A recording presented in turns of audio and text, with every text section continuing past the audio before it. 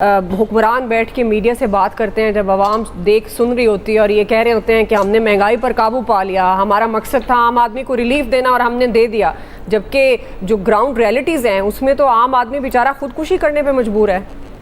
फैसल साहब,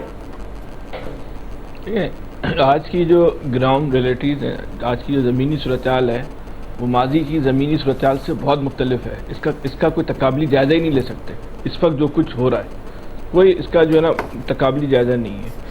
अब इसका अंजाम क्या होगा, ये इसकी कैलकुलेशन भी जो है ना किसी के पास नहीं है। ये कहीं तो ये मामला जाके रुकेगा, कहीं तो एक लावा जो है फटेगा, ऐसा तो मुमकिन नहीं है।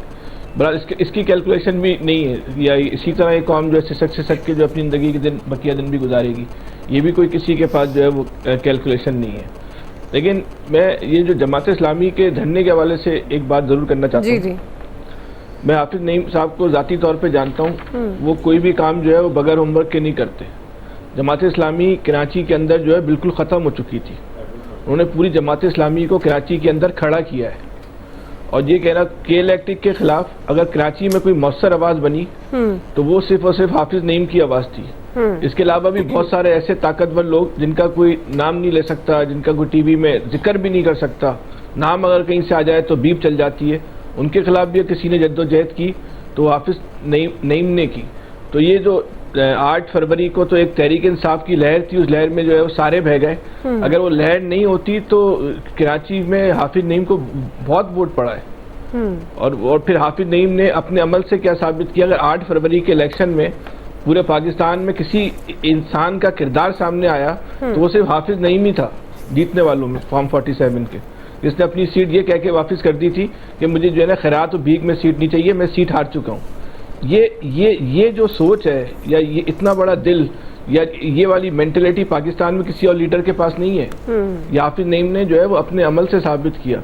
तो हाफिज नईम की जो कराची को हक दो तहरीक थी वो एक बहुत नतीजा खेज और एक कामयाब तहरीक थी। अगर वो अमीर रहते तो शायद पता नहीं क्या सूरत हाल होती, लेकिन अगर इस तहरीक को पूरे मुल्क में लेके जा रहे हैं और हक दो आवाम को के नाम से वो तहरीक चला रहे हैं तो इनके धरने को या इनकी हिकमत अमली को हुक्मरानों को जो है वो अंडर एस्टिमेट नहीं करना चाहिए। सही।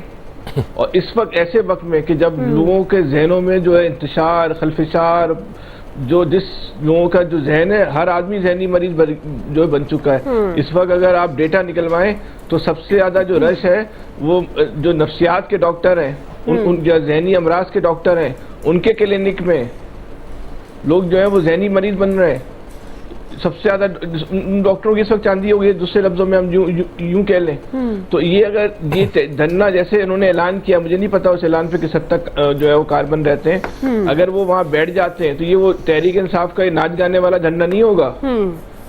इस धरने को फिर इस धरने की जो है ना आप कैलकुलेशन अगर लोग इसको उस धरने के साथ कर रहे हैं तो गलत कर रहे हैं। ऐसा नहीं करें तो ज्यादा बेहतर है। तो अब वक्त आ गया है कि भाई जितने भी स्टेक होल्डर्स हैं वो रास्ता निकालें। ऐसा नहीं हो सकता है कि जो भी कम ज्यादा जो इस मुल्क में वसाइल हैं वो तबका अशराफी हड़प करती रहे और ये करोड़ों लोग जो है भूख और फाके से मरते रहे। देखिए ये जो हर आदमी कह रहा है ना मिडिल क्लास खत्म हो रही है, मिडिल क्लास खत्म हो रही है, ये मिडिल क्लास का खत्म होना भी जो है ना ये कोई अच्छी अलामत नहीं होता। दुनिया में जब भी जहाँ भी इंकलाब पैदा हो रहे होते हैं तो वहाँ सबसे बड़ी जो रुकावट होती है वो मिडिल क्लास होती है।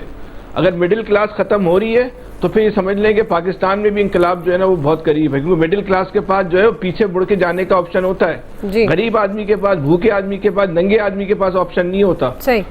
इस नुक्ते को समझना होगा। अगर मिडिल क्लास खत्म हो रही है तो फिर ये नबीद भी है इस कौम के लिए। क्या हो सकता है खुशी वो शादमानी वो और खुशहाली हम अपनी जिंदगी में ना देख सकें, लेकिन फिर हमारी नस्लें जरूर जो है वो देखेंगी जो ख्वाब हमारे बड़ों ने देखे, हमारे बुजुर्गों ने देखे। तो ये बहुत सारी सूरत-ए-हाल तब्दील हो रही है। इसकी कैलकुलेशन इस वक्त जो हुक्मरान तबका है वो एयर कंडीशन कमरों में बैठ के कैलकुलेशन नहीं कर पा रहा। आप ये समझते हैं कि जो जिस तरह कल चलता था उस तरह आज चलेगा, तो कल की तरह आज नहीं चलेगा। इस बात को इनको ज़हन नशीन कर लेना चाहिए। शकील अंजुम साहब, सूरत हाल आहिस्ता आहिस्ता ख़राब हो रही है। जिस तरह से अब ये धरने एहतजाज का आगाज़ होने जा रहा है और ये जिस तरह फैसल साहब कह रहे हैं कि अभी शायद हुकूमत वुज़रा ख़ासतौर पर जो रेलिवेंट मईशत से हैं वुज़रा वो इसकी कैलकुलेशन नहीं कर पा रहे, जो फैसल साहब भी पॉइंट उठा रहे हैं।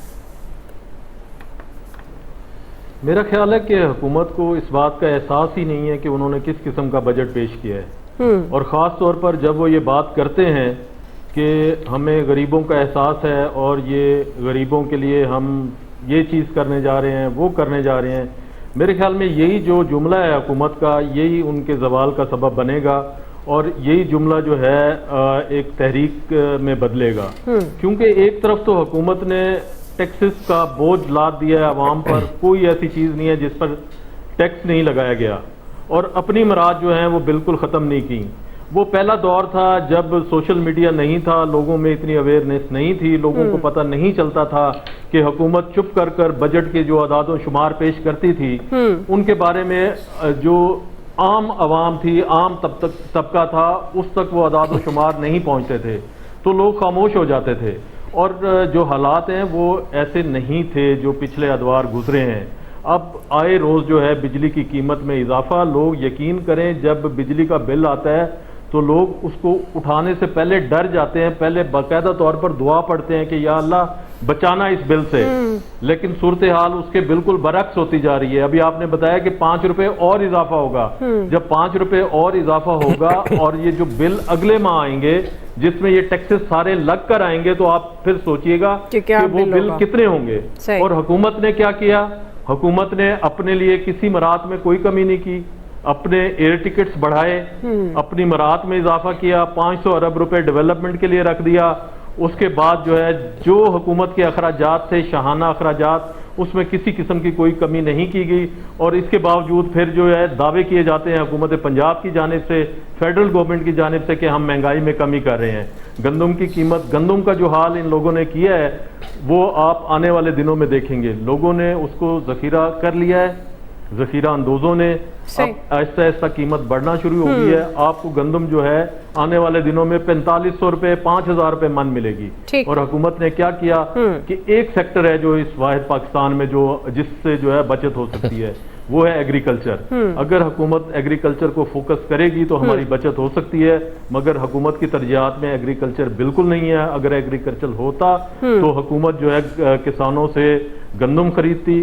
किसान रुल गया, उन्होंने सड़कों पर रख कर गंदम जो है 2500 रुपए बेची है और 3900 रुपए का हुकूमत ने रेट दिया। इस सारी सूरत हाल में जो लोग निकल रहे हैं, लोग वो ये समझेंगे कि इस वक्त जो सूरत हाल है वो ये है कि लोगों को सिर्फ लीड करने वाला बंदा चाहिए। जिस किसी ने भी अवाम को लीड कर लिया, अवाम ने ये नहीं देखना इसका ताल्लुक पीपल्स पार्टी से है, इसका मुस्लिम लीग से है, इसका जमात इस्लामी से है, इसका पीटीआई से है। अवाम ने उसके पीछे लब्बैक कहकर और चल पड़ना है। आपने देख लिया कि कश्मीर में क्या हुआ, लोग निकले और उन्होंने अपना हक हासिल किया। और देख लें कि उन्होंने बिजली की कीमत कम कराई।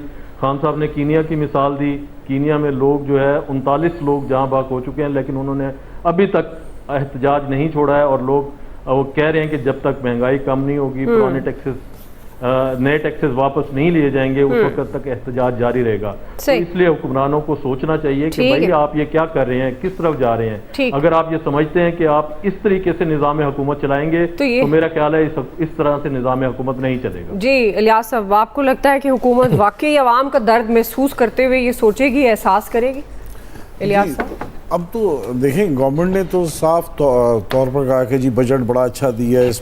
इसमें क्या दिया जा सकता था इस हालात में कि जी जब IMF से कंडीशंस और उनकी तमाम रिकमेंडेशंस हैं उनको पूरा करने। आप देख लें जो टैक्सेस लगे